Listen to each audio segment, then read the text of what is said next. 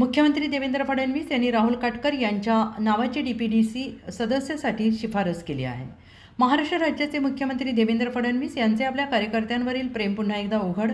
जिल्हा नियोजन समितीमध्ये सदस्य म्हणून राहुल काटकर यांना संधी देण्याची सूचना। सोलापूर जिल्हा नियोजन आणि विकास समिती डीपीडीसी सदस्य पदासाठी भारतीय जनता पार्टीच्या ओबीसी प्रदेश सचिव पदाधिकारी म्हणून कार्यरत असलेले परीट समाजातील युवक आणि सर्वसामान्य कार्यकर्त्याला संधी दिली। भारतीय जनता पार्टीमध्ये प्रामाणिकपणे कार्यरत असणाऱ्या सर्व कार्यकर्त्यांना संधी मिळतेच। भारतीय जनता पार्टीमध्ये नेहमीच योग्य मूल्यमापन केले जाते, त्यामुळेच आज एका पक्षाचे वर्चस्व सर्वत्र दिसत आहे। याबाबत अजून एक उदाहरण म्हणजे राहुल काटकर यांना जिल्हा नियोजन समितीमध्ये घेण्याची सूचना आणि याच आशयाचे पत्र जिल्हाधिकारी तथा सदस्य सचिव जिल्हा नियोजन समिती सोलापूरला मिळालेलं आहे। राहुल काटकर हे भारतीय जनता पक्षाचे महाराष्ट्र प्रदेश सचिव ओबीसी मोर्चामध्ये कार्यरत आहेत।